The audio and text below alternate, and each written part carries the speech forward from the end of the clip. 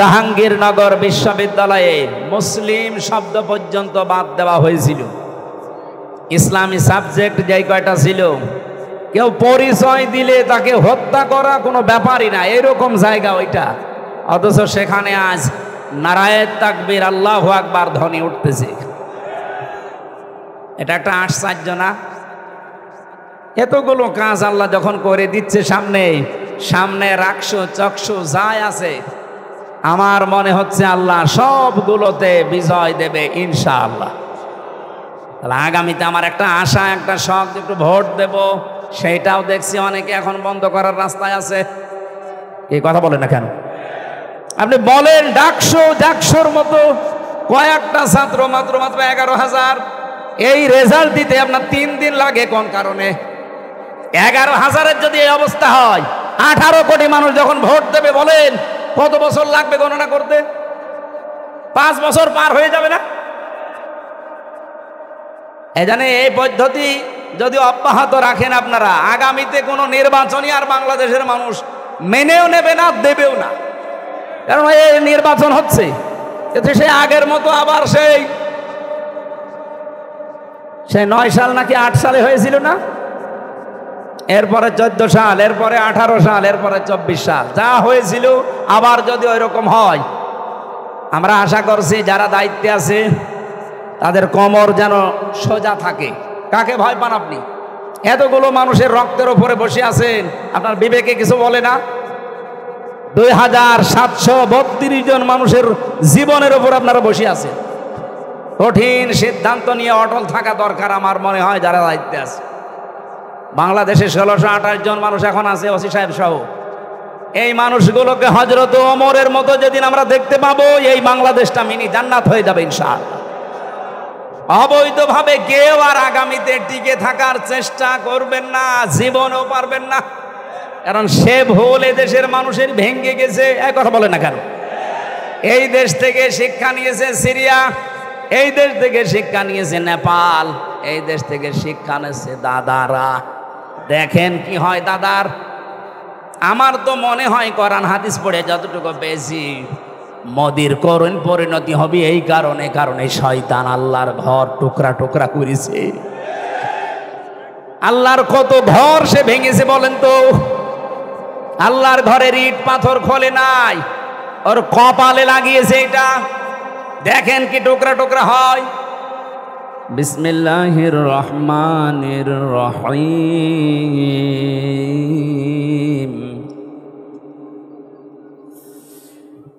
ইয়া বানি আদম কদ আনজালনা আলাইকুম লিবাসা قد أنزلنا عليكم لباسا يواري سوآتكم وريشا ولباس التقوى بالخير ولباس التقوى ذلك خير ذلك من آيات الله لعلهم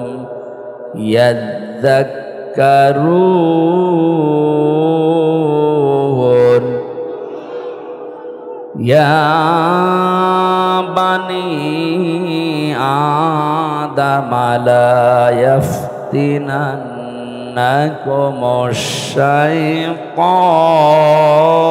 الشيطان كما أخرج أبويكم من الجنة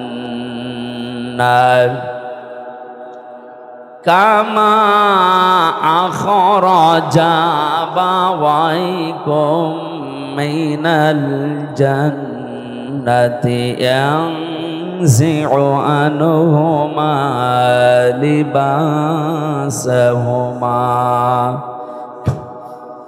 ينزع عنهما لباسهما ليريهما سوآتهما إنه يراكم هو وقبيله من حيث لا ترونهم إنا جعلنا الشياطين أولياء إنا جعلنا الشياطين أولياء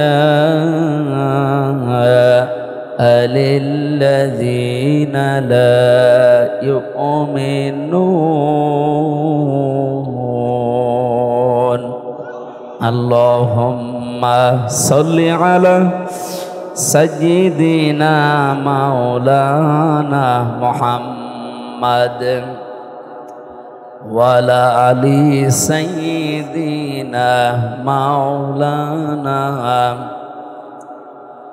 সুন্নাত নয় শুধু দাওয়াতের মেহমান, সুন্নাত নয় শুধু খাওয়া শেষে মধুপান, আরো কিছু সুন্নাত আছে তুমি জানো কি? জানলেও জীবনে কখনো তা মানো কি? সুন্নাত শুধু নয় মাজলুম সহায়ক, সুন্নাত ওহুদে জালিমের প্রতিরোধ, সুন্নাত শুধু নয় মেষ চরাতে যাওয়া, আর সুন্নাত হলো রাষ্ট্রনায়ক হওয়া। মহাব্বতে তার সুদিনের সাথী তুমি, হামজার মতো তার পাশে থাকো কি? আরো কিছু সুন্নাত আছে তুমি জানো কি? জানলেও জীবনে কখনো তা মানো কি? আলহামদুলিল্লাহ। ব্যবসায়ীদের উদ্যোগে গোবিন্দগঞ্জ গাইবান্ধা তাফসীরুল কোরআন মাহফিল, যদিও সিরাতের মাস চলছে, নবীজির জন্মের মাস, ইন্তেকালের মাস, আপনারা সিরাত অনুষ্ঠান দিতে পারতেন। তাফসীরুল কোরআন মাহফিল যেহেতু দিয়েছেন, আমরা তাফসীর আকারে কিছু কথা বলবো ইনশাআল্লাহ। আমার আজকের আলোচনার বিষয় শয়তানের প্রথম হামলা এবং তার পদ্ধতি।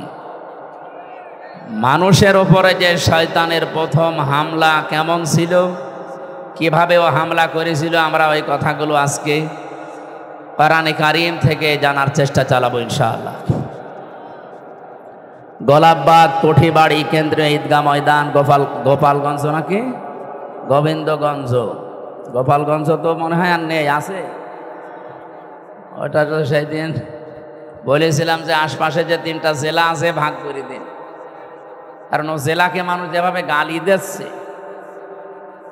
আমার মনে হচ্ছে ও জেলা যদি থাকে 32 যেমন 33 হয়ে গেছে, না জানি আবার কবরও হারিয়ে যায়। এ কারণে গালি থেকে বাঁচাতে ওদেরকে ভালোবাসি, এ কারণে বলেছিলাম যে নড়াইল, ফরিদপুর আর মাদারীপুরের ভেতরে ওদের 3টা আসন যদি ভাগ করে দেওয়া যায়, তাহলে এই জেলা তো আর থাকে না, তখন গালিও আর দেবে না। কিন্তু আজকে তো আর গোপালগঞ্জ না, গোবিন্দগঞ্জ। প্রধান অতিথি আজকের মাহফিলের সম্মানিত সভাপতি এখানে আছেন জনাব আব্দুর রশিদ শেখ।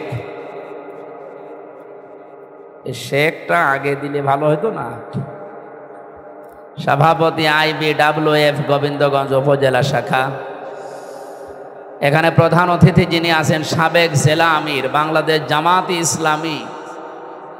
আপনারা এই নামটা শুনলেই কলিজা ভরে যায় না? এখন কিছু মানুষের আগুন লাগবে যারা ওই হারপেক মজুমদারের মতো, এই শয়তানের মতো মানুষ যদি থাকে ওর কলিজা ভরবে না, ওর কলিজায় আগুন লাগবে। আর আমরাও দোয়া করি মত বিকয়সি খুব ও হিংসায় যেন জ্বলে পুড়ে মরে যায়। এখানে আপনারা ভুল লিখেছেন, এটা লিখেছে কারা? গোবিন্দগঞ্জ গাইবান্ধার 4 আসনের এমপি পদপ্রার্থী না, বাংলাদেশ জামাত ইসলামী থেকে যে 300 মানুষের নাম ঘোষণা হয়েছে কেউ এমপি পদপ্রার্থী না, সব নমিনি। পদপ্রার্থী আর নমিনি আকাশ পাতাল পার্থক্য।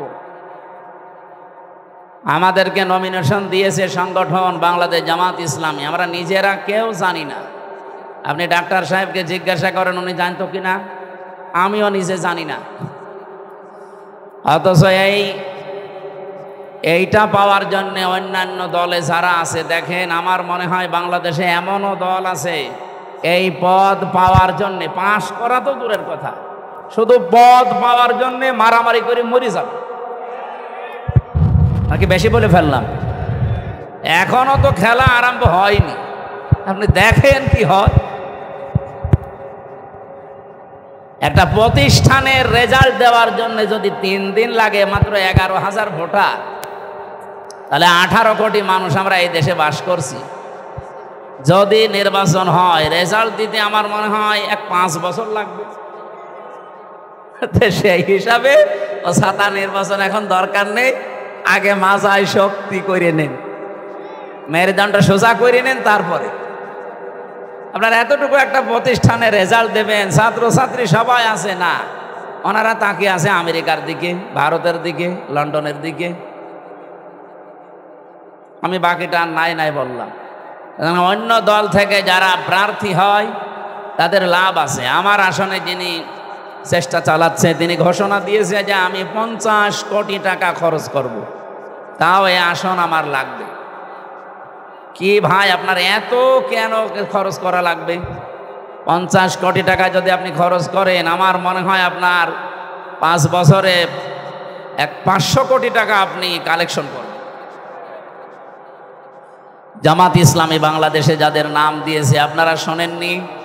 আমিরে জামাতের ঘোষণা যে এই দল থেকে কেউ এমপি মন্ত্রী হলে 5 বছরে তার একটা টাকা বাড়বে না, যা আছে আরো কমে যাবে। এ ঘোষণা বাংলাদেশের কোনো দল দেওয়ার সাহস রাখে না, পারবেও না। দিলে রাখলেই হবে, খালি ঘোষণা দিলে রাখা লাগবে না। জামাত ইসলামী বাংলাদেশে রাখতে পারে তার প্রমাণে 1 বছর 1 মাস এদের বিরুদ্ধে একটা চাঁদাবাজির মামলা নেই, ধর্ষণের মামলা নেই।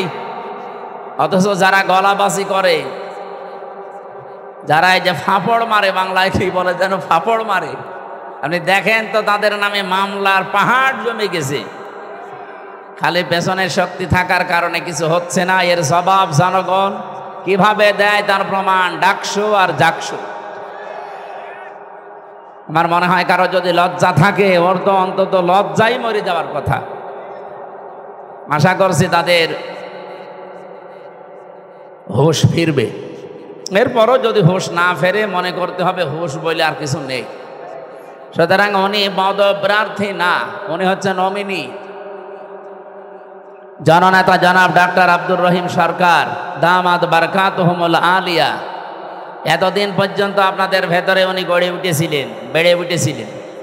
আপনারা নিজেরা জবান খুলে বলবেন তো ওনার ভেতরে এ পর্যন্ত কোনো দুর্নীতি পেয়েছেন? তার মানে আগামীতে উনি আসলে দুর্নীতি হবে না, এ গ্যারান্টি আমরা দিতে পারি। যদি কেউ আসেন এরকম গ্যারান্টি দিতে পারেন তাহলে আপনি আসেন, অবশ্যই আপনাকে আমরা সামনে ওয়েলকাম জানাবো। কিন্তু আমার যা বিশ্বাস, এই দেশে যারা দায়িত্বে আছে 73টা দল চলছে দেশে, জামাত ইসলামী বাংলাদেশ বাদ দিয়ে কোন দল যেহেতু এ ঘোষণা দিতে পারে নাই, সুতরাং পারার সম্ভাবনাও নেই। আর অন্য কোন দল যদি এ ঘোষণা দেয় যে আমার দল থেকে এমপি মন্ত্রী হলে তার 1 টাকা 5 বছরে বাড়বে না, কোন দল থেকে দেশে এমপি দাঁড়াবে না, শেষে আমরা ওই বিনা ভোটে পাশ হয়ে যাব। সুতরাং এখনই বলছি না, সাহস যেহেতু আপনাদের নেই, আপনাদের এই ধোকাবাজি, প্রতারণা, গলাবাজি এ মানুষ বোঝে। আজকের মাহফিলের প্রধান অতিথি ডাক্তার সাহেবের জন্য দোয়া করছি, আল্লাহ তার এই জীবনটা যেন ইসলামের জন্য কবুল করেন। এ মাহফিলে এতক্ষণ যারাই কথা বললেন, মাওলানা হোসাইন মাহফুজ চুয়াডাঙ্গা, মাওলানা আব্দুল সালাম, বিশেষ অতিথি অনেকগুলো মানুষের নাম আপনারা দিয়েছেন। এই থানার আমাদের অভিভাবক যিনি ওসি সাহেব এসেছেন আজকে, প্রশাসনের আরও যে সমস্ত ভাইরা এসেছে, সারা দেশের 630টা থানায় কম বেশি আমার যাওয়া লাগছে। আল্লাহ যেহেতু পরিচিত করে দিয়েছে, কোরআনের দাওয়াত নিয়েই যাচ্ছি। আর যে জোয়ার দেখতে পাচ্ছি, যদি এবার ইসলাম আসে, আমি প্রশাসনের পক্ষে কয়েকটা কথা সামনে বলার এবং বাস্তবে রূপ দেওয়ার চেষ্টা চালাবো 100 ভাগ ইনশাআল্লাহ। তার 1 নম্বরে, অন্যান্য দেশে আমি ঘুরেছি বিশ্বে, বাংলাদেশ পুলিশ বৈষম্যের শিকার হয়ে আছে কয়েক দিক থেকে।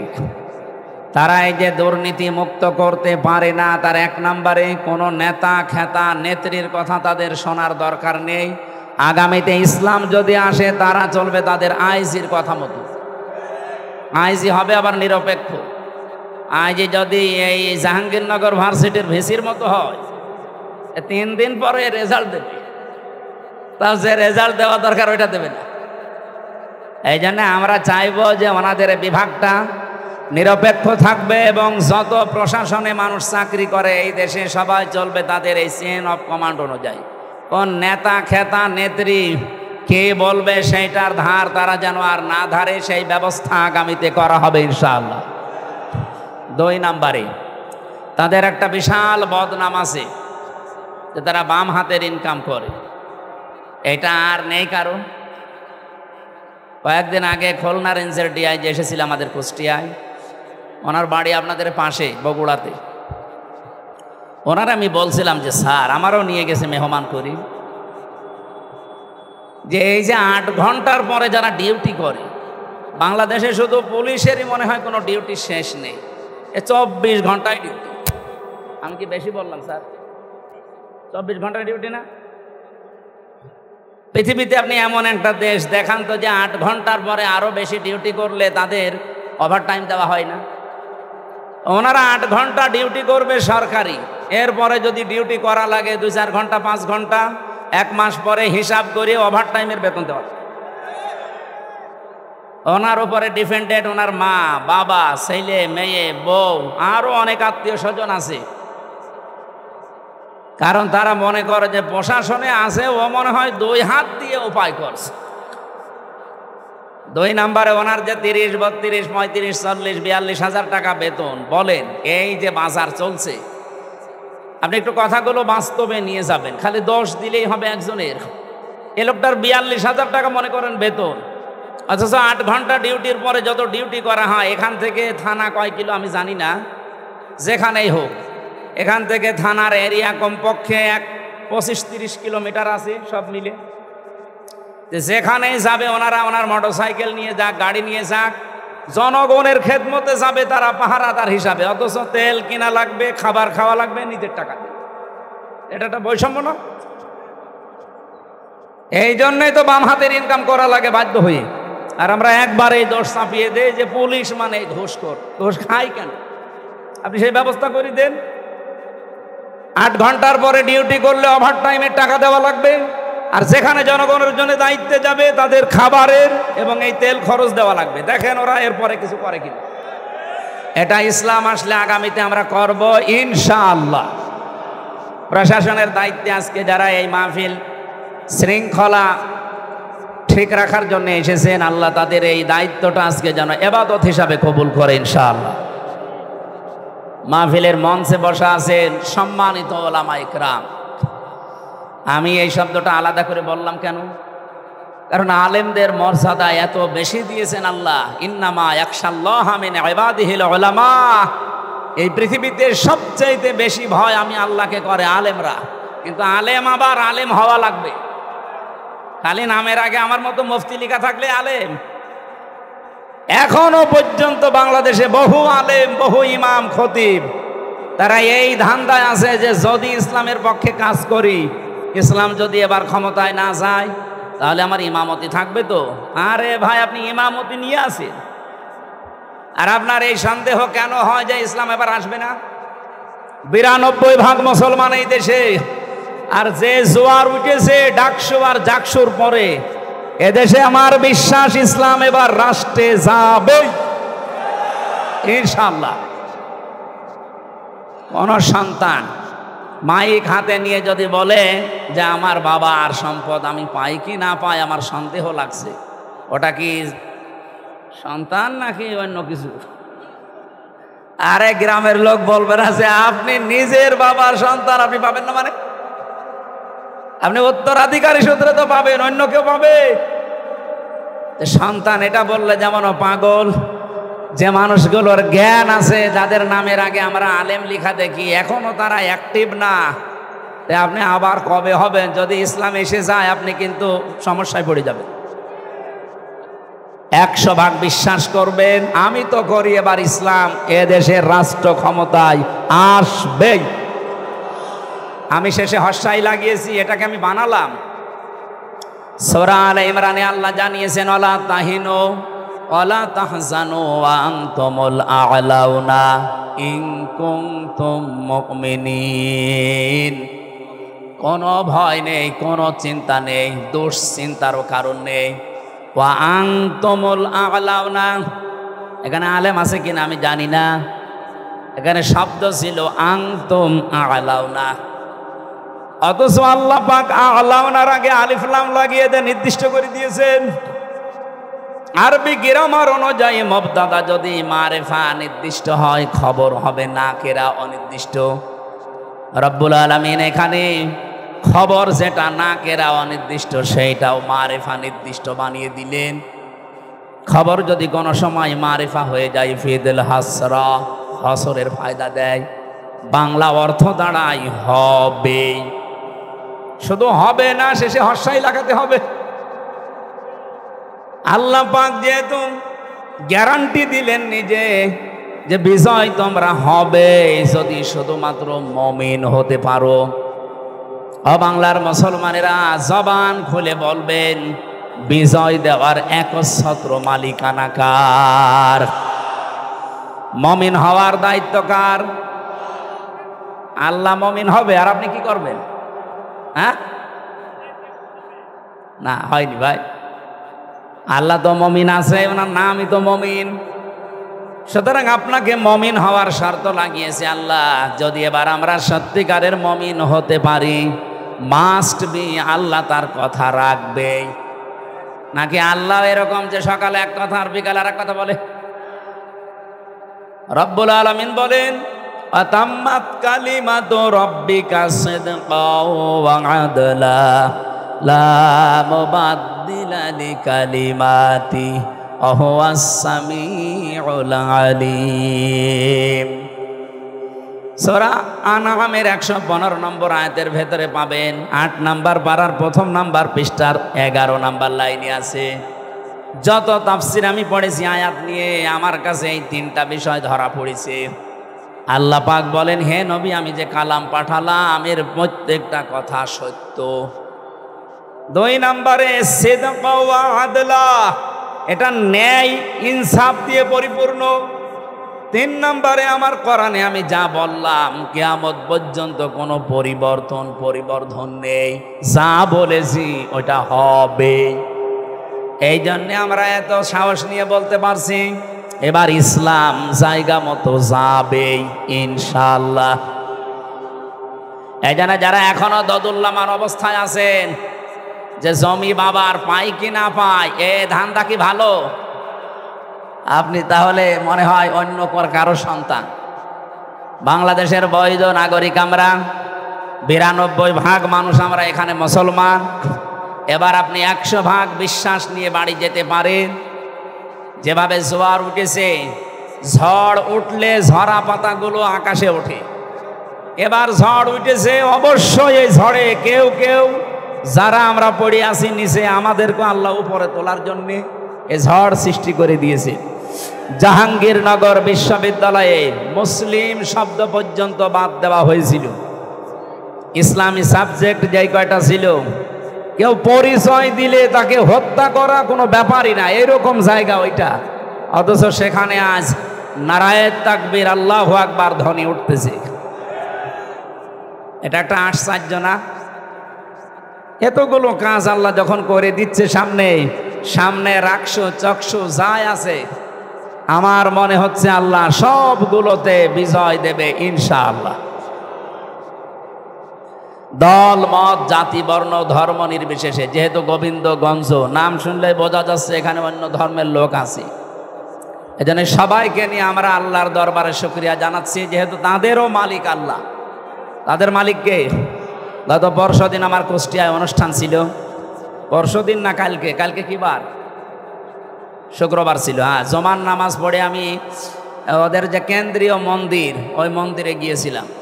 ওখানকার যিনি কেন্দ্রীয় মন্দিরের সভাপতি, সবার সাথে কথা বলার পরে প্রায় 100 ঘর হিন্দু আছে ওই পাড়াতে।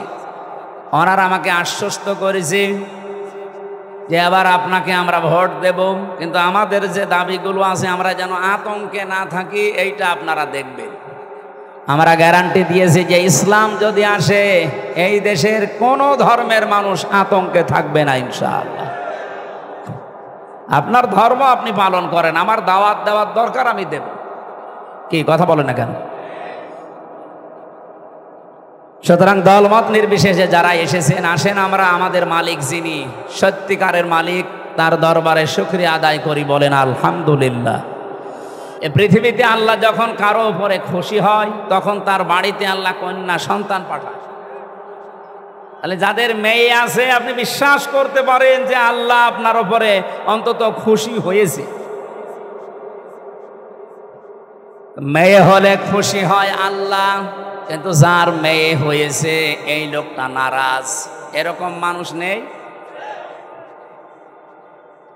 আপনাদেরকে আহ্বান জানাচ্ছি, আল্লাহ যেই কাজ করে করতে পেরে উনি খুশি, আমরা ওই কাজ পেয়ে খুশি কিনা বলেন তো? আজকে থেকে আর রাগ করবেন না। আপনি জান্নাত পাবেন কি পাবেন না সে গ্যারান্টি কিন্তু আপনি নিজেও দিতে পারেন না। পারেন না? কিন্তু আমি গ্যারান্টি দিতে পারি, যার মেয়ে বাড়িতে একটা মেয়ে আছে, যদি 3টা দায়িত্ব পালন করতে পারেন মাস্ট বি আপনি একটা জান্নাত পাবেন। না আমারও ভুল হয়েছে, একটা জান্নাতের কথা আমি কোরআন আর হাদিসে পাইনি। কোন মানুষ যদি পৃথিবীতে একটা মেয়ে লোকের জন্য 3টা কাজ করে আল্লাহ তাকে জান্নাত দেবেন, এই কথা পেয়েছি।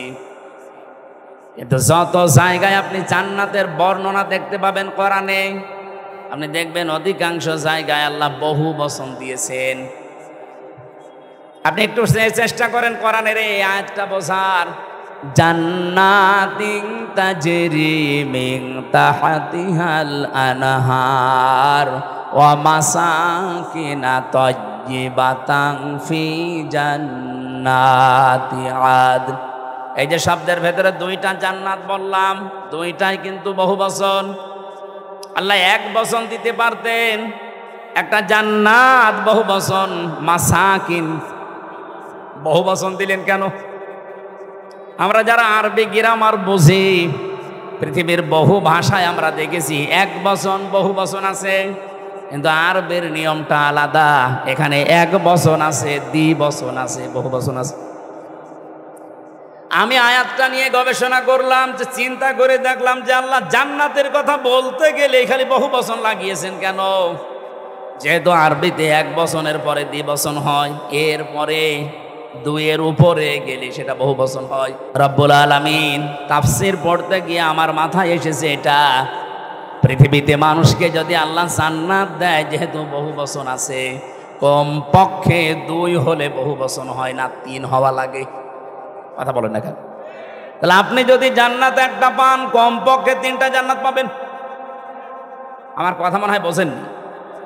আপনাকে আল্লাহ জান্নাত দেওয়ার ওয়াদা দিয়েছেন নবীদের মাধ্যমে, একটা মেয়ে হলে জান্নাত দেবে। তাহলে একটা জান্নাত হচ্ছে তার মানে কয়টা বলেন? হাদিসের ভাষায় একটা জান্নাতও যদি আল্লাহ দেয় এই পৃথিবীর 10 পৃথিবীর সমান, তাহলে 3টা দিলে এগুলো তো সব হাওয়ায় ঘুরছে। এই বিশ্বাসটা আপনাকে তৈরি করা লাগবে মুমিন হিসাবে। একটা মেয়ে হলে কমপক্ষে আপনি 30টা জান্নাতের মালিক হবেন, এই দুনিয়ার পরিমাণ। জোরে বলেন সুবহানাল্লাহ। কিন্তু কাজ করা লাগবে এই মেয়ে লোকের জন্য কয়টা? 3টা। 1 নম্বরে আপনি খুশি হয়ে তাকে আদর যত্ন দেবেন, ভালোবাসবেন। 2 নম্বরে তাকে দিন শেখাবেন। 3 নম্বরে সৎ পাত্র দেখে পাত্রস্থ করবেন। হ্যাঁ, আমি দেখেছি বাংলাদেশের বহু বাবা মা গার্জিয়ান এই 3টার হয়তো 1টা করে, বাকি 2টা অধিকাংশ পিতা মাতায় করতে চায় না। আর সন্তান হলে অনেক খুশি, ওর পেছনে খরচ করে, ভালোবাসা দেয়, মহব্বত দেখায়। কিন্তু 2 নম্বরে তাকে দিন শিক্ষা দেওয়া লাগবে। এইটার বেলায় অনেকেই উদাসীন, গাফেল। এমনকি এখন যিনি দায়িত্বে আছেন উনি কিন্তু 2 নবীর নাম নিয়ে বসে আছেন। ডক্টর মোহাম্মদ ইউনুস, মোহাম্মদ একটা, ইউনুস একটা। অথচ যে কয়েকদিন আগে 1 থেকে 5 পর্যন্ত প্রাইমারিতে শিক্ষক নিয়োগ দেওয়া হয়েছে গানের। কথা বলছেন না, শরীর চর্চার। আপনি একজন মুসলমান 2 নবীর নাম নিয়ে বসে আছেন চেয়ারে।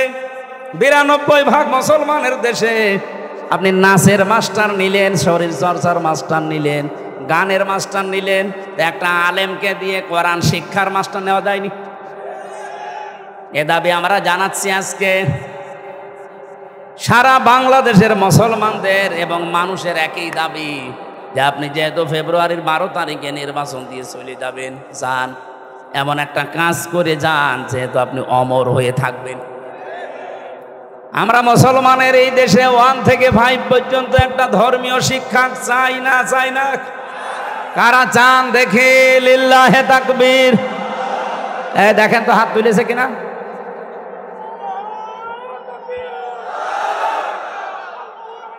আলহামদুলিল্লাহ ভাই। আমাদের এই দাবি যদি ডক্টর মোহাম্মদ ইউনুস পর্যন্ত, আমি জানি যে যাবে, কারণ কত ফেরেশতা বসে আছে দেখেন। এই যে কিরামান কাতিবিন না, পৌঁছিয়ে দেবে জায়গা পর্যন্ত। ওনার কান পর্যন্ত যাওয়ার পরও যদি কিছু নাও করে, আমার আরশ পর্যন্ত চলে গেছে।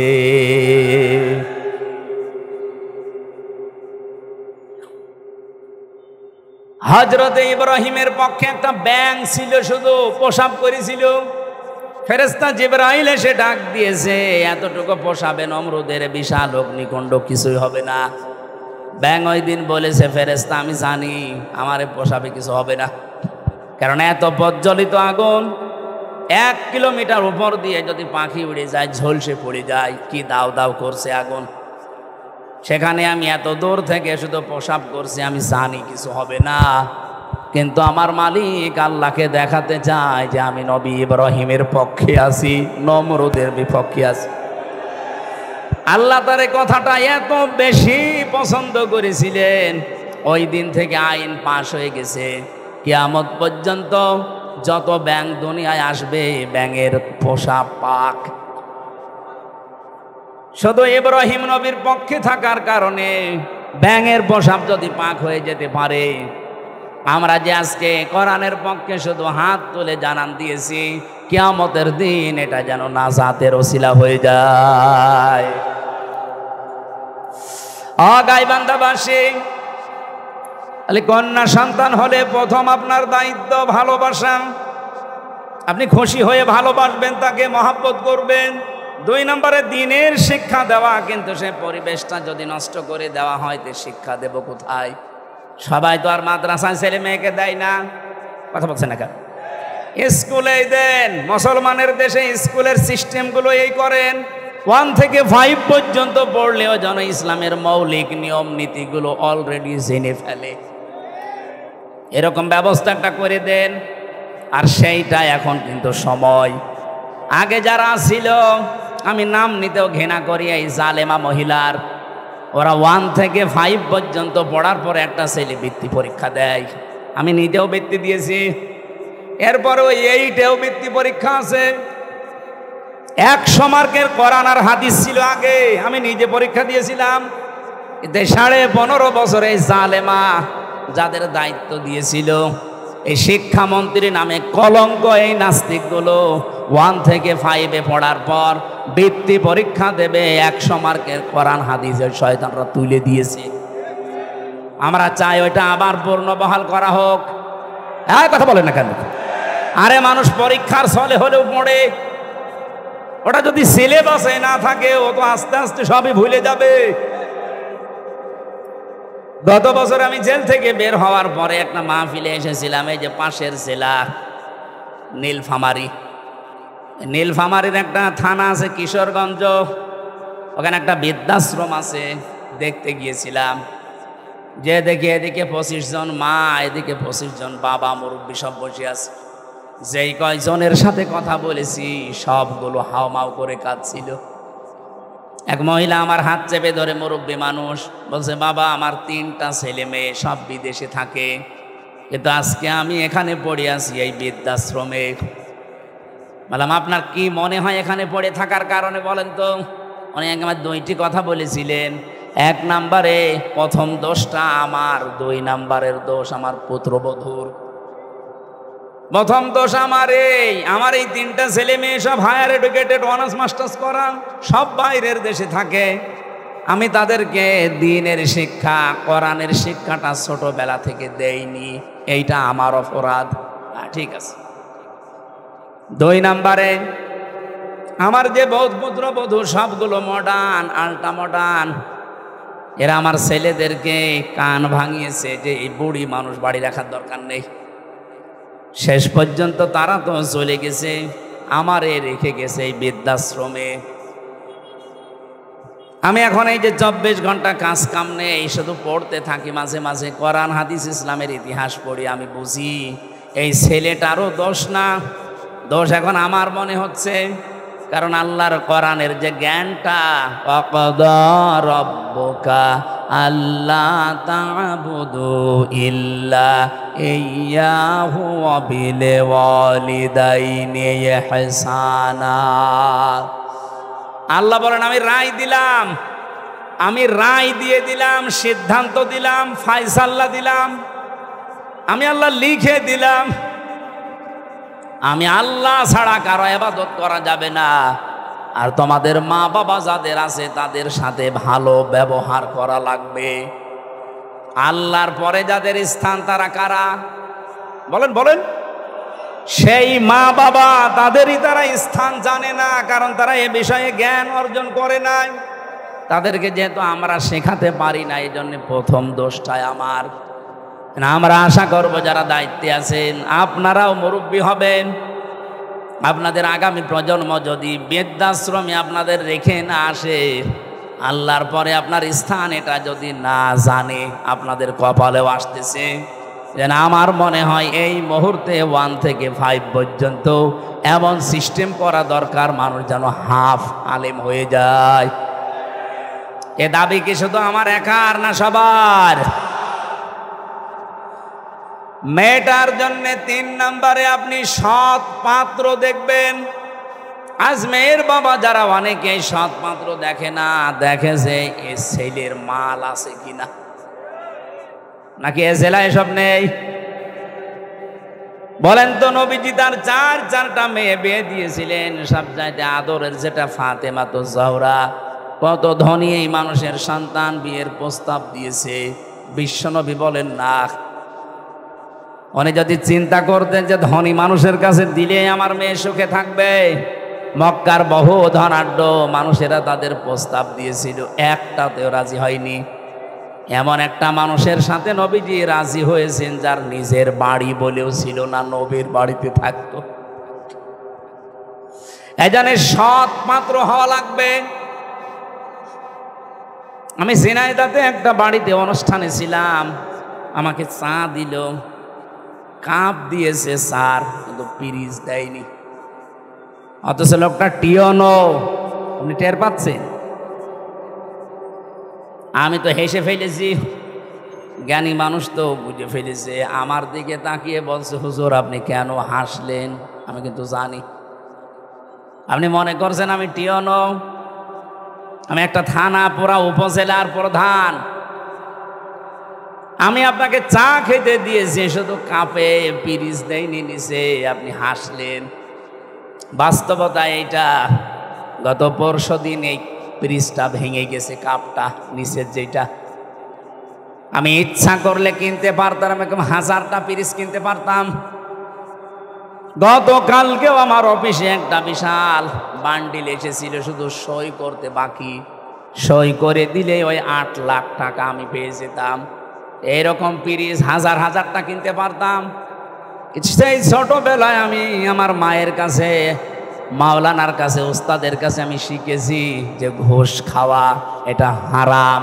ওই দিন থেকে এই পর্যায় পর্যন্ত আমি আজও কোনো ঘুষ খাইনি। এত কষ্টের জীবন যাপনে আছে, এই যে অন্যায় অবৈধটা আমার সামর্থ্য থাকার পরও আমি করি নাই। এই জন্য আল্লাহ অন্য দিক থেকে আমারে পুষিয়ে দিয়েছে। রব্বুল আলামিন আমার স্ত্রীকে বানিয়েছে আমার মন মতো আল্লাহওয়ালা। আমার সন্তানগুলো ঠিক আল্লাহ ওইভাবেই মন তৈরি করে দিয়েছে। যতটুকু দেওয়া হয় অতটুকুতেই তারা আত্মতুষ্টি, আত্মতৃপ্তিতে আছে। আপনি যদি হারাম ইনকাম করেন, আপনার স্ত্রী, আপনার সন্তানাদের মন আল্লাহ ঠিক ওই রকম করে দেবে। এই কথা বলছেন? এটাকে আমি বানালাম। সূরা তাহা 16 নম্বর পারা 19 নম্বর পৃষ্ঠা 13 নম্বর লাইনের 124 নম্বর আয়াতে এই তথ্যটা আছে। অমান আ'রাদা আন যিকরি ফাইন্না লাহু মাঈশাতান দানকা ওয়া নাহশুরুহু ইয়াওমাল কিয়ামাতি আ'মা। রব্বুল আলামিন বলেন, আমার বিধান বাদ দিয়ে যারা ইনকাম করবে, বলেন তো ঘুষ খাওয়া এটা আল্লাহর বিধানে আছে? হ্যাঁ বলেন বলেন। আল্লাহর বিধানের বাইরে যারা উপায় করে, ইনকাম করে, চর্ম চোখে দেখতে মনে হয় যে বিশাল সম্পদের মালিক হয়ে যাচ্ছে, আল্লাহ বলেন আমি দঙ্কা করে দেই। ওর জীবনের এই উন্নতিতে কোনো বরকত থাকে না। হ্যাঁ, হয়তো প্রতিদিন 2 লাখ টাকা করে আসবে ঠিক, কিন্তু 2.5 লাখ টাকা চলে যাবে এরকম রাস্তা বানিয়ে দেব। আসবে প্রতিদিন বৈধ অবৈধভাবে 2 লাখ করে, যাবে প্রতিদিন কত? লাভ হচ্ছে না লস হচ্ছে? এটা তো একটা গেল। সবচাইতে বড় বিষয়, আমি ওর অন্তর থেকে শান্তি তুলে নেব। এই দঙ্কা শব্দের ব্যাখ্যা হচ্ছে ওর জীবনের কোনো কিছুতে আমি শান্তি রাখবো না।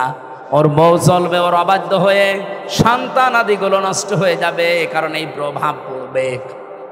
হারাম ইনকাম করে যা খাওয়াচ্ছেন এই সন্তানগুলো হারাম হয়ে যাবে। এতটুকু আল্লাহ যদি শেষ করে দিতেন আয়াতই পড়তাম না। এর পরেরটা আরো ঝামেলা। ওয়া নাহশুরুহু ইয়াওমাল কিয়ামাতি আ'মা। কিয়ামতের দিন ওকে যখন তুলবো, ওর চোখ থাকবে না, অন্ধ হয়ে উঠবে। আমি আল্লাহর সামনে দাঁড়িয়ে বলবে, ক্বালা রাব্বি লিমা হাসারতানি আ'মা। হে আল্লাহ, আমার তো চোখ ছিল, আমি অন্ধ কেন? রব্বুল আলামিন এবারে মানে কঠিন কথা জানালেন যে আমি ওকে সঙ্গে সঙ্গে ধমক দেব। ক্বালা কাযালিকা আতাতকা আয়াতুনা ফানাসিতাহা। তোর সামনে আমার আয়াতগুলো এইভাবেই তেলাওয়াত হতো। হাজার হাজার আলেম ওলামা নবী রাসূলরা তোকে এইভাবে শুনিয়েছে।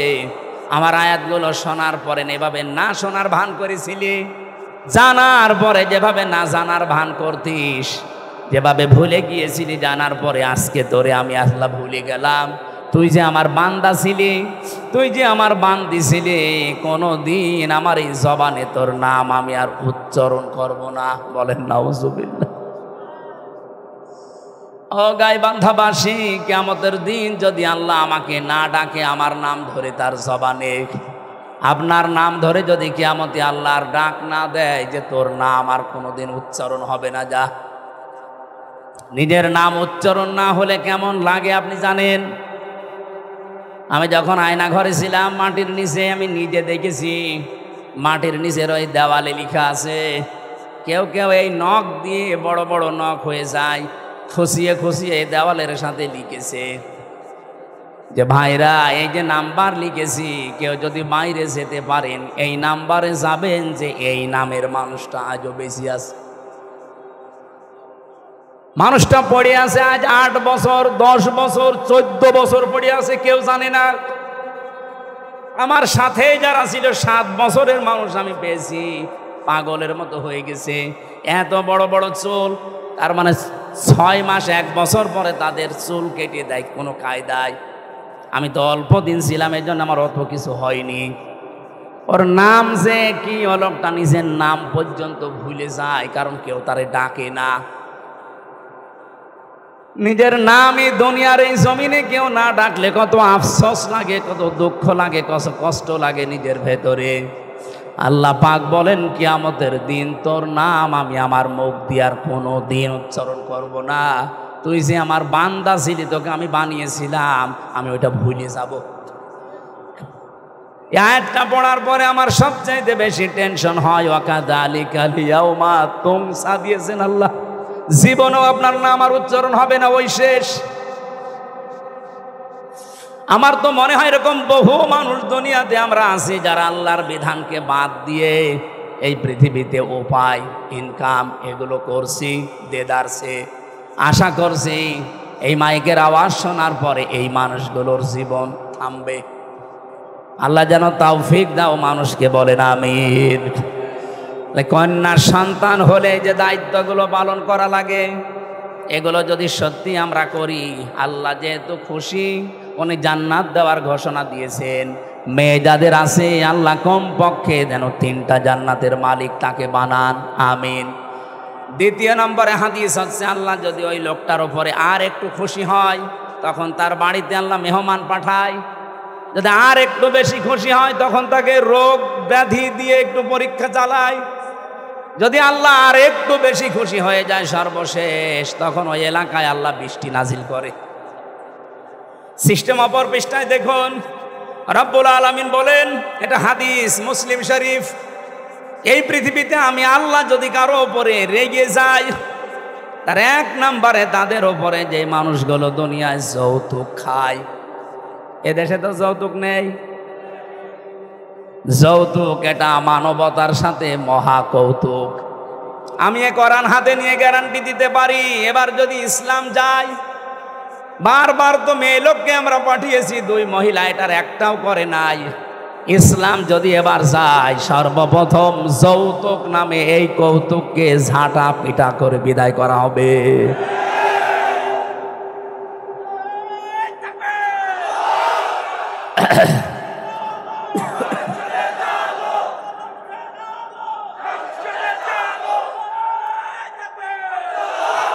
রংপুর বিভাগের মানুষেরা, এটা শুধু যৌতুকের বিষয় না, বহু বাড়িতে আমরা এখনো পর্যন্ত দেখি 200, 300, 500 মানুষকে নিয়ে যাচ্ছে বরযাত্রী। না এই জেলায় এসব নেই, কোথায় পেয়েছেন ভণ্ডামি? বরযাত্রী ইসলামে নেই, বরযাত্রী ইসলামে নেই। এগুলো এসেছে হিন্দুদের সংস্কৃতি থেকে। হ্যাঁ, ইসলামে আছে অলিমা। কি অলিমা করা লাগে? ছেলের বাড়ি না মেয়ের বাড়ি? তা আপনি যদি কিছু করতেই চান, ছেলের বাড়িতে আপনি অনুষ্ঠান করবেন, 200-500 না 1000 মানুষ খাওয়ান, কোনো অসুবিধা নেই। আপনি মেয়ের বাবার বাড়িতে তার অনুমতি ছাড়া, তার সন্তুষ্টি ছাড়া একটা পানও খাওয়া আপনার জন্য জায়েজ নেই। আর আপনি 200 মানুষ নিয়ে খাওয়াচ্ছেন গরুর মতো। আজকে থেকে সিদ্ধান্ত নেওয়া লাগবে যে যেটা ইসলামে নেই, এই বরযাত্রীর দাওয়াত পেলেও আমি আর জীবনে যাব না। কারা কারা রাজি আছেন দেখি? অনেকে হাত তুলছে না। ঠিক আছে, আলহামদুলিল্লাহ। এখানে যারা বিয়ে করেছেন সত্যি করে বলবেন, বিয়ে যারা করেছেন, অলিমা করেছেন, কারা কারা হাত তোলেন তো? আন্দাজে হাত তুলছেন না? ওসি সাহেব হাত তুলতে পারিনি, তার মানে উনি অলিমা করিনি, বরযাত্রী নিয়ে গেছে। সিস্টেম হয়তো জানতো না। আগামীতে এই সিস্টেম বাংলাদেশে থাকবে না।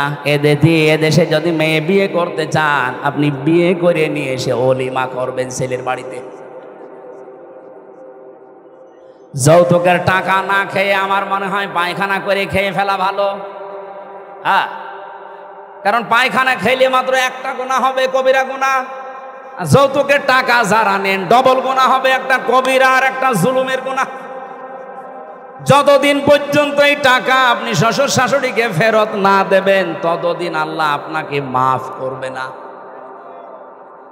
বেশি বললে আবার আমিও ঝামেলায় পড়ে যাব, কারণ আমি একটা সাইকেল নিয়েছিলাম, এটা ফেরত দেওয়া লাগবে।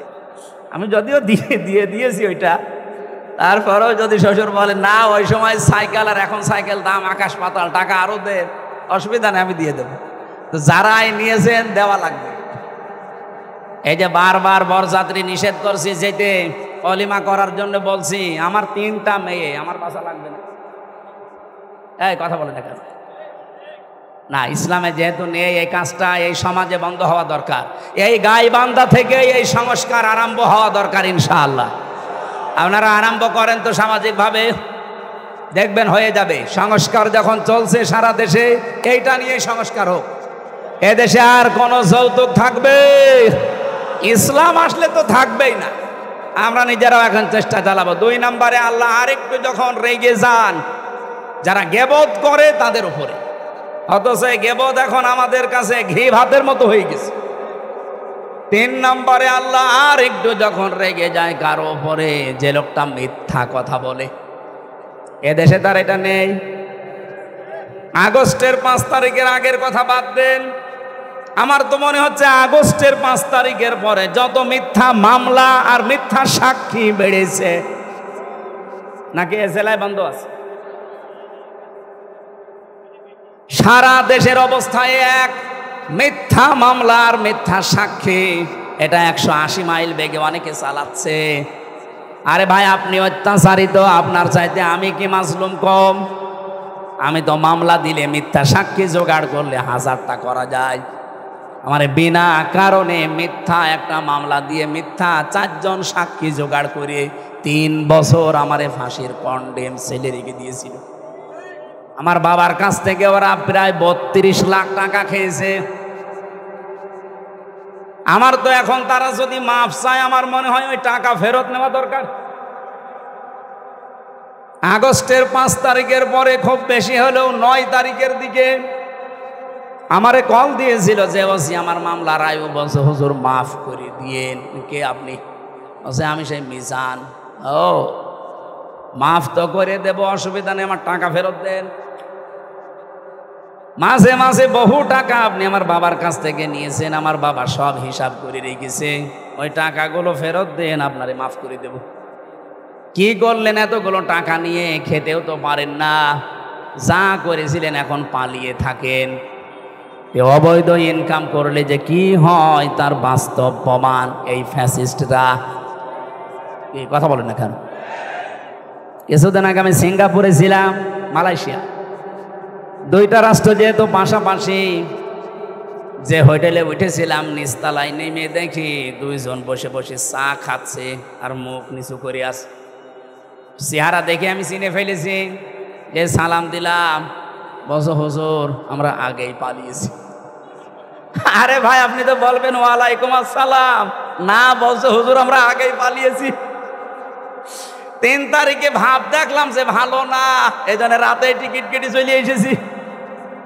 আমি ওই সময় ওনারে বলেছিলাম আপনি পালালেন কেন? আপনার না 620টা বাড়ি? কত? 620টা বাড়ি ওই লোকটার। ওরা সাহেব পাড়া বানিয়েছে মালয়েশিয়ায়, সিঙ্গাপুরে ফ্ল্যাট নিয়েছে, কানাডায় ওরা বানিয়েছে, লন্ডনে বানিয়েছে বেগম পাড়া, বিভিন্ন দেশে তো আছেই, বাংলাদেশেও বহু জায়গায় তাদের বাড়ি। আল জাজিরা রিপোর্ট দিয়েছে ওই লোকটার বাড়ির সংখ্যা 620টা। আল্লাহর কি ইশারায় একটা বাড়িতেও থাকতে পারে না, হোটেলে থাকে। আমি বললাম আপনি বাইরে বের হতে পারেন না, সব সময় এখানে পড়ে থাকেন। হুজুর বাইরে যাব, কোন আশায় যাব? 20 লাখ বাঙালি থাকে এই মালয়েশিয়া। আমারে যদি দেখতে পায় পিটিয়ে ভর্তা বানিয়ে ফেলবে। এই জন্য বাইরে যাই না, খালি এখানে আর নিচতলায় আসি মাঝে মাঝে চা খাওয়ার জন্যে। আপনি দোয়া করেন। আমি বললাম, দোয়া আপনার জন্য আসবে? আপনি যা করেছেন আপনার জন্য দোয়া আসবে। এই জন্য জালেমদের পরিণতি কি হয়েছে এটা দেখার পরেও যদি এখনো কারো হুঁশ না হয়, আমার মনে হয় এরা যেন নেপালের দিকে তাকায়। দেখেন না, মন্ত্রীদেরকে নদীর ভেতরে চুবাচ্ছে। এখন আরম্ভ হয়েছে মোদির ওখানে। বাংলাদেশ থেকে মনে হচ্ছে সারা বিশ্ব শিখে ফেলেছে। অবৈধভাবে কেউ আর আগামীতে টিকে থাকার চেষ্টা করবেন না, জীবনেও পারবেন না। কারণ সে ভুল এ দেশের মানুষের ভেঙে গেছে। এক কথা বলে না কেন? এই দেশ থেকে শিক্ষা নিয়েছে সিরিয়া, এই দেশ থেকে শিক্ষা নিয়েছে নেপাল, এই দেশ থেকে শিক্ষা নিয়েছে দাদারা। দেখেন কি হয় দাদার। আমার তো মনে হয় কোরআন হাদিস পড়ে যতটুকু পেয়েছি, মোদির করুণ পরিণতি হবে এই কারণে শয়তান আল্লাহর ঘর টুকরা টুকরা করেছে। আল্লাহর কত ঘর সে ভেঙেছে বলেন তো? আল্লাহর ঘরের ইট পাথর খোলে নাই, ওর কপালে লাগিয়েছে এটা। দেখেন কি টুকরা টুকরা হয়। আল্লাহ পাক বলেন, ইন্নাহুম ইয়াকিদুনা কায়দা ওয়া আকিদু কায়দা ফামাহিলিল কাফিরিনা আমহিলুহুম রুয়াইদা। পৃথিবীর মানুষেরা বিভিন্ন ষড়যন্ত্র চক্রান্ত করে, তখন আমি ঢিল দেই। ঢিল দিতে দিতে এমন পর্যায়ে পৌঁছায়, ও জায়গায় যাবার পরে ওর আর ফিরে আসার কায়দা থাকে না। যেমন ফেরাউনকে, ওকে আল্লাহ সুযোগ দিয়েছিল, ওই সময়ও যদি নদীর পাশে থেকে ফিরে আসতো তাও বেঁচে থাকতো, অন্তত এ করিন পরিণতি হইতো না। ওর বৃদ্ধি এত বেড়েছিল, ফেরেশতা জিবরাইলকে আমার আল্লাহ একটা ঘোড়া দিয়ে পাঠিয়ে দিয়েছিলেন, মেয়ে ঘোড়া, মাদি ঘোড়া। ফেরাউন যেটাই চড়েছিল ওটা টাট্টো ঘোড়া। ওর সামনে যখন এসে লাফ দিয়েছে, এই পুরুষ মানুষের মতো এই ঘোড়াও দিয়েছে লাফ। মাঝখানে যাবার পরে যেভাবে করেন পরিণতি আপনারা বিভিন্ন তাফসিরে শুনেছেন। রব্বুল আলামিন বলেন, মানুষ অন্যায় করতে করতে যখন দেওয়াল পর্যন্ত চলে যায়, ওকে আর ফিরে আসার সম্ভাবনা থাকে না। এজন্য আমাদের যখন সময় আছে, এই মিথ্যা মামলা, মিথ্যা কেস থেকে, মিথ্যা সাক্ষী থেকে যদি আগামীতে এই বাংলাদেশে বাঁচতে চান, দলমত দেখা যাবে না, সবাই মিলে ইসলামকে সংসদে পাঠাতে হবে। সবাইকে আহ্বান জানাচ্ছি, আসেন ইসলামকে পাঠান। আপনিও নিরাপদে থাকতে পারবেন, আমিও নিরাপদে থাকতে পারবো। গোবিন্দচন্দ্র পরামানিক, রাজবাড়ি বাড়ি, উনি সারা বাংলাদেশের হিন্দু মহাজোটের মহাসচিব। সেদিন ঢাকাতে আমারে বলছিল, মাওলানা, জামাত ইসলামী বাংলাদেশ যদি এবার রাষ্ট্রে আসে, আমার বিশ্বাস দেশের সব ধর্মের মানুষেরা নিরাপদে থাকতে পারবে। হিন্দু মানুষ কথা বুঝে ফেললো, আর আপনার বুঝে আসে না। আপনি কোন ধান্দায় আছেন? ইসলাম না আসলে 54 বছর কি হয়েছে আপনি দেখেন না? কেউ কেউ চ্যাম্পিয়ন হয় দুর্নীতিতে, আর কেউ কেউ 15.5 বছরে কি করলো নিজের চোখের সামনে। আমার আজ 33 বছর বয়স, 92 সালে আমার জন্ম। সেই হিসাবে আমি 33 বছরের ভেতরে 18 বছর থেকে যদি আমি ভোট দিতে আরম্ভ করতাম, 3 বার ভোট দিতে পারতাম, একবারও পারি নাই। তাহলে আগামীতে আমার একটা আশা, একটা শখ, একটু ভোট দেব, সেইটাও দেখছি অনেকে এখন বন্ধ করার রাস্তায় আছে। এই কথা বলেন না কেন? আপনি বলেন, ডাকসোর মতো কয়েকটা ছাত্র, মাত্র 11,000, এই রেজাল্ট দিতে আপনার 3 দিন লাগে। কোন কারণে? 11,000-এর যদি এই অবস্থা হয়, 18 কোটি মানুষ যখন ভোট দেবে, বলেন কত বছর লাগবে গণনা করতে? 5 বছর পার হয়ে যাবে না?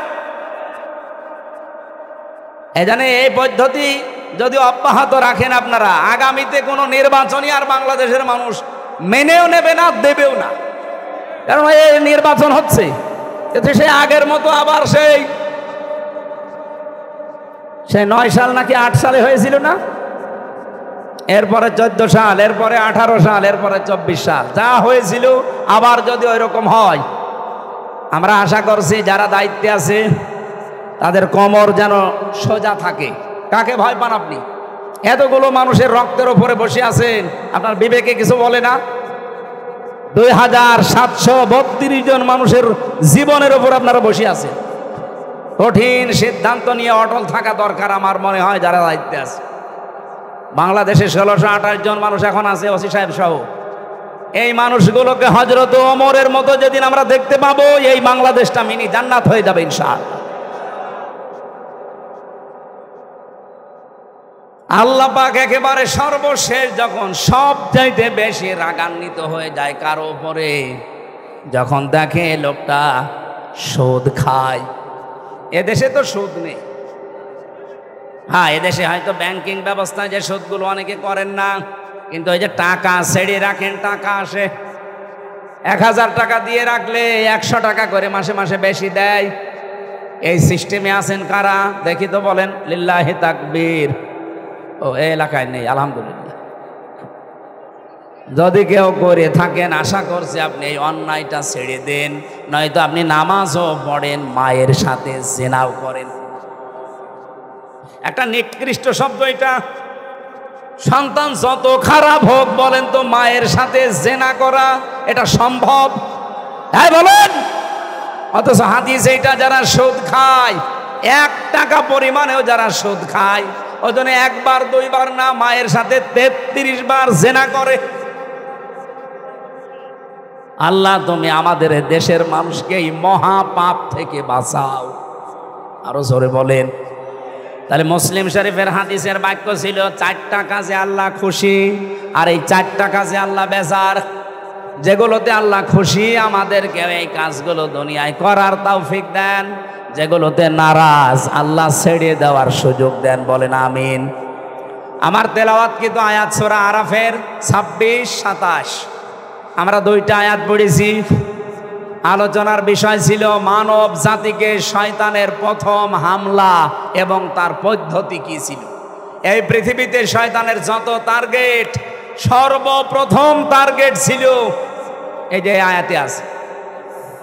রব্বুল আলামিন বলেন, ইয়া বানি আদম ক্বাদ আনজালনা আলাইকুম লিবাসা।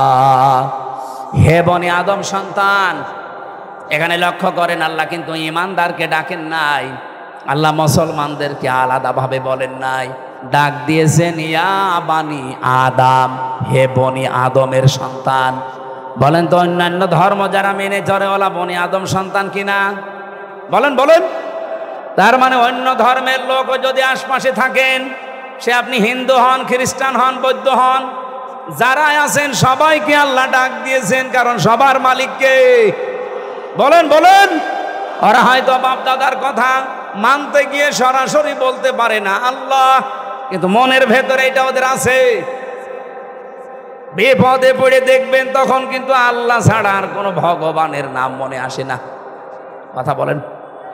আমি বরিশালে ছিলাম ছোটবেলায়, যেতাম তখন নৌকায় ব্রিজ ছিল না। হঠাৎ দেখে একটা ঝড় উঠেছে, আমরা তো পড়ছি লা ইলাহা ইল্লা আনতা সুবহানাক। পাশে আমার দেখে এক দাদা হিন্দু আর দাদি, ওরা বলছে লা ইলাহা ইল্লাল্লাহ। কি গো, চেহারা দেখে তো মনে হচ্ছে অন্য ধর্মের লোক। কালেমা পড়েন, মুসলমান হয়েছেন? বলছে না। পড়েন কি করে? বলছে যে ঝড় উঠেছে এ কালী দুর্গার কাজ না, আল্লাহ লাগবে। মানে সবার মনের ভেতরে আল্লাহ একজন আছে, কিন্তু বাস্তবের খাতিরে অনেকে বলতে পারে না। আল্লাহ যেহেতু সবার মালিক, সবার রব, এই জন্য উনি ডাক দিয়েছেন ইয়া বানি আদম, হে বনি আদমের সন্তানেরা, কদ আনজালনা, অবশ্যই আমি নাজিল করেছি, আলাইকুম, তোমাদের ওপরে, লেবাসা, পোশাক। কি করে এই পোশাক তোমাদের? ইওয়ারি সাওয়াতিকুম রিসা, তোমাদের লজ্জা নিবারণ করে। 2 নম্বরে তোমাদের সৌন্দর্য বৃদ্ধি করে। এই একটু খেয়াল করেন, এদিকে গাইবান্ধা বাসে একটু খেয়াল করেন। এখানে শব্দের ভেতরে আমরা 2টা বিষয় পেলাম। পোশাক আল্লাহ আমাদের কাছে দিয়েছেন, 1 নম্বরে আমাদের লজ্জা যেন নিবারণ হয়। জান্নাতের ভেতর থেকে হযরতে আদম এবং হাওয়া আমাদের জাতি আদি পিতা মাতা এদেরকে বের করে দেবে, এই টার্গেট শয়তানের ছিল না। শয়তানের টার্গেটই ছিল এদেরকে আমি উলঙ্গ অবস্থায় দেখব। এই জন্য শয়তান সবসময় যৌনতা ছড়াতে ভালোবাসে। শয়তান যৌনবাদী, আর আমরা ওটা তো বলা যাচ্ছে না মৌলবাদী, ওটা তো এখন গালি করে ফেলেছে মানুষ। শয়তান সব সময় যৌনতা ছড়াতে ভালোবাসে। যারা আজ নিজেদের গোপন অঙ্গগুলো ৮-৬০ পোশাক পরে, ছোটখাটো পোশাক পরে, শরীরের আপত্তিকর জায়গাগুলো মানুষকে দেখিয়ে মজা পান, আপনি নিজে বিশ্বাস করতে পারেন আপনি মানবের আর সন্তান নেই, আপনি শয়তানের সন্তান। পৃথিবীতে আল্লাহর যত সৃষ্টি আল্লাহ বানিয়েছেন 18,000 আমরা বলি, তার চাইতেও বেশি আছে। শুধুমাত্র একটা সৃষ্টি দেখবেন তাদের লজ্জায় স্থান মানুষকে দেখায় কুকুর। কি এত বড় লেজ উল্টো করে রাখে, মানুষকে দেখায় যে যা দেখবি দেখ। আমার তো মনে হয় এই দেশে যারা নিজেদের উলঙ্গ অর্ধ উলঙ্গ পোশাক আশাক পরে বিভিন্ন গোপন অঙ্গগুলো মানুষকে দেখি আরো আনন্দ পায়, এরা আর কুকুর সমান। আমি এত নিচে নামতাম না। আপনার একটু লজ্জা লাগে না এমন খারাপ পোশাক পরে রাস্তায় আসেন? মানুষ আপনাকে দেখে কত রকমের আজে বাজে, কত রকমের নিম্ন কথা বলে আপনি জানেন? আপনি যখন রাস্তা দিয়ে আপনার বউকে উলঙ্গ অর্ধ উলঙ্গ করে মোটরসাইকেলে নিয়ে যান, কত যুবক রাস্তায় দাঁড়িয়ে বলে মাল গেল। আর আপনার বউকে দেখে যদি কেউ বলে যে মাল গেল, ওই মালের পেটে আর ভালো মাল আল্লাহ দেবে না। কারণ মেয়েদের এই কয়েক ইঞ্চি পেট, এটা খুব দামি জায়গা। এখানে যার নজর যত খারাপ পড়বে ওখান থেকে খারাপ জিনিস ডেলিভারি আসবে। বলে যে হুজুর দোয়া করেন ছেলে যেন আব্দুল কাদের জেলানির মতো হয়। ছেলে আব্দুল কাদের জেলানি এমনি হবে? আপনি আব্দুল কাদের জেলানির জীবনী পড়েন, তার মা কোন ধাঁচের ছিলেন। হযরতে আব্দুল কাদের জেলানি রহমতুল্লাহ আলাইহি যে মায়ের পেটে এসেছিলেন, ওই মা বাসর রাতে, স্বামী বাসর রাতে ঢোকার পরে দৌড় দিয়েছে আবু মুসা জঙ্গি রহমতুল্লাহ আলাইহি। আমি তার জীবনী পড়তে গিয়ে এটা পেয়েছি। স্ত্রী তখন ডাক দিয়ে বলছে, স্বামী আপনি দৌড় দেবেন না, আমার বাবা আপনাকে যেই যেই কয়টা কথা বলেছিল সবই রূপক অর্থে ঠিক আছে। আমার বাবা বলেছিল আমি নাকি অন্ধ। হ্যাঁ আমি অন্ধ।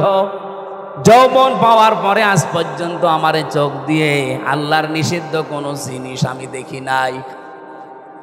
মেয়েরা যৌবন পায় কখন? এখানে একটা মাসলা বলা দরকার। মেয়েরা এসেছে,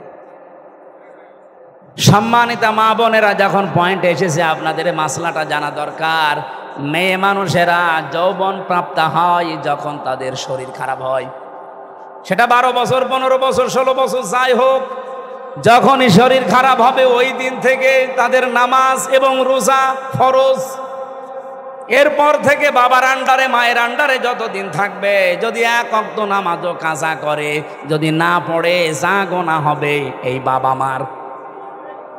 হ্যাঁ, এখানে আরেকটা বিষয় বলা দরকার। মেয়ে কখন যৌবন পেয়েছে এটা অনেক বাবা জানে না, কিন্তু মা জানে। এক কথা বলছে না কেন? এই জন্য মায়েদের উচিত বাবাকে আপনি ইঙ্গিত দেবেন, তোমার মেয়ে কিন্তু এই অবস্থা। সকালে ফজরের নামাজ শুধু নিজে ঢিপ দিয়ে চলে আসবা না, সেজদাটা মেয়েও যেন দেয় সে ব্যবস্থা করো। ও এতদিন তো অভ্যাস ছিল না, ওকে অভ্যাস তৈরি করাও। হয় নিজে ডেকে দাও, নিজে নামাজের তাকিদ দাও, না আমাকে দিয়ে ভালো করে তাকিদ দাও। কারণ এই মেয়েটা এই যে 12 বছর 13 বছরে যৌবন পেয়েছে, এরপরেও নামাজ পড়ে না। কিয়ামতের দিন যখন আল্লাহ বিচার করতে বসবে, না জাআলুহুমা তাহাতা আকদামিনা, তোমাকে আর আমাকে সামনে নিয়ে আল্লাহ বলেন মুখের ওপরে জোড়া লাথি দিয়ে জাহান্নামে দেবে। বহু মেয়ে বহু ছেলে জোড়া লাথি মুখে দিয়ে আপনাকে আমাকে জাহান্নামে নেবে, শুধু অসচেতন থাকার কারণে। এই জন্য সচেতন হবেন আজকে থেকে মায়েরা। আমি যেদিন যৌবন পেয়েছি ওই দিন থেকে আমার এই চোখ দিয়ে কোনো নিষিদ্ধ জিনিস আমি দেখি না। এই জন্যে বাবা আপনাকে বলেছে আমি নাকি অন্ধ। আমার বাবা বলেছিল আমি ন্যাংরা, হ্যাঁ, আমার এই পা দিয়ে হারাম কোনো কাজে আমি যাইনি। বাবা বলেছিল আমি কালা, হ্যাঁ, আমার এই কান দিয়ে আমি আজ পর্যন্ত কারো গীবত শুনিনি। বাবা বলেছিল আমি বোবা, আমার এই মুখ দিয়ে হারাম কোনো কথা আমি বের করি না। এই যে এতগুলো কথা শোনার পরে এই বংশে এসেছিল, এই মায়ের পেটে এসেছিল হযরতে আব্দুল কাদের জিলানী। 6 বছর মাত্র বয়স হয়েছে তার। ওনার পুরা জীবনী আমি পড়েছি। ওনার মা নিয়ে গেছে মক্তবে, ওস্তাদ বলছে এই বলো আলিফ। উনি বলছে হুজুর আলিফের অর্থ কি? আলিফের কোনো অর্থ হয় না। উনি ওই দিনই বলেছিল ওস্তাদ আলিফের যদি অর্থ না হয় ও জিনিস আমি পড়ি না, কারণ যে জিনিসের অর্থ নেই ওই জিনিস পড়ি আমি করব কি? আপনি আমাকে অর্থ শেখান। উনি বলছে তুমি জানো আলিফের মানে? হ্যাঁ জানি। বলো দেখি। উনি আলিফ লাম মিম দিয়ে আরম্ভ করেছিলেন, আল্লাহু লা ইলাহা ইল্লাহু আল হাইয়ুল কাইয়্যুম। সূরা বাকারার 255 নাম্বার, যেটা আয়াতুল কুরসি বলে আমরা জানি। এ পর্যন্ত তেলাওয়াত করে আসলেন। এবার তিনি আল্লাহর পরিচয় তুলে ধরলেন 10টা। এখানে আল্লাহর 10টা ক্ষমতার কথা আছে। ওস্তাদ কাঁদতে কাঁদতে বেহুশ হয়ে গেছে। হোশ ফেরার পরে বলে মা আপনার ছেলেকে কোনো জায়গায় মনে হয় পড়িয়েছেন, আমার কাছে নিয়ে এসেছেন পরীক্ষা করার জন্যে। ওস্তাদ বলে না। মা বলছে আমি এই মাত্র আপনার কাছে প্রথম নিয়ে আসলাম, কোনো জায়গায় নিয়ে যাইনি। ওস্তাদ বলছে আপনার তো সৌভাগ্য যে এতটুকু বাচ্চা এর কোরআনে কারিমের প্রায় 18 পারা পর্যন্ত আয়ত্ত করা আছে। প্রতিটি আয়াত সে সুন্দর করে পড়তে পারে, অনেক আয়াতের অর্থ সে বোঝে। আমাকে আল্লাহর 10টা ক্ষমতা শুনিয়েছে আয়াতুল কুরসি দিয়ে। মা আমার কান্না আরম্ভ করলেন। ওস্তাদ বলে আপনি কাঁদেন কেন? আপনার তো সৌভাগ্য, খুশি হওয়ার কথা। বলে না আমি নিজেও কোরআনের হাফেজা। আমার এই সন্তান পেটে আসার পরে আমি প্রতিনিয়ত কোরআন পড়তাম। যখন জন্ম নিয়েছে ফজরের নামাজ পড়ার পরে আমি একে পাশে বসিয়ে বসিয়ে আমি নিজে পড়তাম। আমি দেখেছি আমার আব্দুল কাদের আমার মুখের দিকে তাকিয়ে মুখ মিলাচ্ছে। ওস্তাদ আমার আফসোস হচ্ছে এই কারণে, আমি যদি আর একটু কষ্ট করে পড়াটাই প্রতিদিন পড়তাম আমার এই ছোট সন্তান এই ছোট বয়সেই কোরআনের হাফেজ হয়ে যেত। আব্দুল কাদের জিলানী এমনি এসেছিল পেটে। আপনার বিয়ের আগেই পেট, সারা দেশের মানুষের দেখা শেষ। এমন ব্লাউজ গায়ে দিয়েছে মনে হচ্ছে ফুটবল খেলার মাঠ। এক কথা বলছেন, এই দিক থেকে একটা ফিতা, ওই দিক থেকে আর একটা ফিতা, মাঝখানে দিয়েছে গেরো, ওটা ফুটবল খেলার সেন্টার। কত মানুষ আছে বাসে নজর ওই দিকে দেয়, নাকি এই এলাকায় সব নেই? মা বোন যারা এসেছেন নিজেদেরকে রক্ষা করেন। আল্লাহ এর পরের শব্দে দিয়েছেন রিশা, শুধুমাত্র লজ্জা নিবারণ করার জন্য পোশাক দেয়নি, সৌন্দর্য বৃদ্ধি করার জন্য পোশাক আমি দিয়েছি। হ্যাঁ, এখানে ব্যাখ্যা দুইটা। আপনি শুধুমাত্র সৌন্দর্য প্রদর্শন করতে পারেন পোশাক আশাকের মাধ্যমে, বিবাহিতা মেয়েরা তার স্বামীর কাছে। কথা বোঝা যায়নি? আপনি পোশাকের দ্বারা যদি সৌন্দর্য বর্ধন করতে চান করবেন, কিন্তু কার জন্যে? স্বামী ছাড়া পৃথিবীর কারোর জন্য, এমনকি নিজের বাবার জন্যেও মেয়েদের সাজ করা জায়েজ নেই। আজকে যে পরকীয়া প্রেম বাড়ে, বহু মানুষকে আমি বলতে শুনেছি হুজুর যেভাবে চাই ওইভাবে করে না। কি আমি চাই আমার বউ রাতে নাইট ড্রেস পরে থাকবে, ও পরে না, এই জন্য আমি অন্য জায়গায় লাইন করি। এরকম মানুষ দেশে নেই। এখানে পরকীয়া প্রেম করেন কারা? হাত তোলেন তো দেখি। ও আলহামদুলিল্লাহ, এই জেলা তো একেবারে মানে মডেল জেলা। কোনো কিছুই নেই, যৌতুক নেই, পরকীয়া প্রেম নেই, ওসি তো খুব আরামে আছে।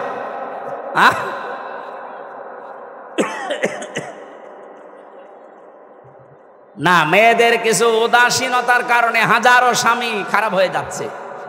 এরা যে কল দিয়ে বলে, একেবারে মিথ্যা হলে তো বলতো না। সম্মানিতা মা বোনেরা, এই রিশার ব্যাখ্যা যেটা আপনি কিন্তু ধরা পড়ে যাবে।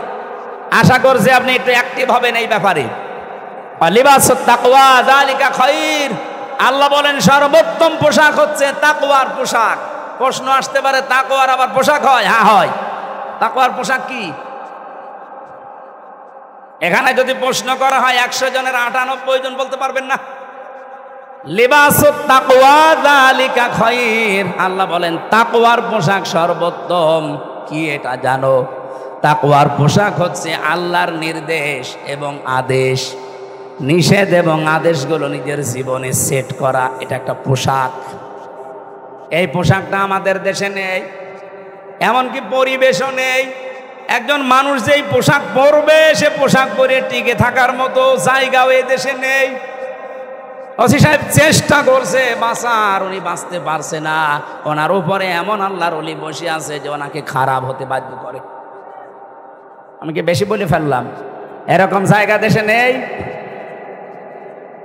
এই জন্য আমাদের একেবারে শুরু থেকে শেষ পর্যন্ত এমনভাবে তৈরি করা দরকার, আগামীতে ইসলাম দিয়ে আমরা সাজাবো।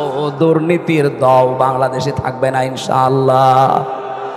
বাইরের দেশগুলো ঘোরাঘুরি করে আমার এতটুকু অভিজ্ঞতা হয়েছে, তারা দাঁড়িয়ে গেছে শুধুমাত্র দুর্নীতি আর খাদ্যে ভেজাল তারা দেয় না, এই কারণ। আপনি দেখেন মালয়েশিয়া 2004 সাল থেকে তারা দাঁড়িয়ে গেছে। এই 21 বছরে তারা বিশ্বের মানচিত্রে আজ একটা নাম করা দেশ। আর আমরা 54 বছরেও দাঁড়াতে পারিনি।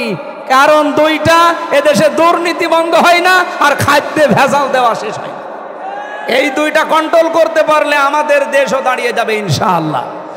আর এটা করা একমাত্র সম্ভব ইসলামের জন্য, ইসলাম ছাড়া সম্ভব না। যালিকা মিন আয়াতিল্লাহ। আল্লাহ বলেন এগুলো আমার নিদর্শন। লাআল্লাহুম ইয়াযাক্কারুন। আশা করছে আমার এই ওয়াজ তোমরা মেনে নিবা।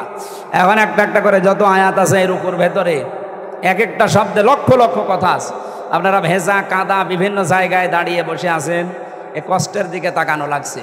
আর আমি, আপনারা জানেন, বাংলাদেশ জামাত ইসলামী থেকে আমার নমিনি বানিস। সেই সকাল থেকে শুরু করে সন্ধ্যা পর্যন্ত 8টা 10টা করে অনুষ্ঠান। এরপরে মাগরিবের পরে বের হয়ে এসে 9:30 10টায় আপনাদের অনুষ্ঠান ধরি। আমরা আজকে আর টানতে পারছি না, 11:30 বাজে।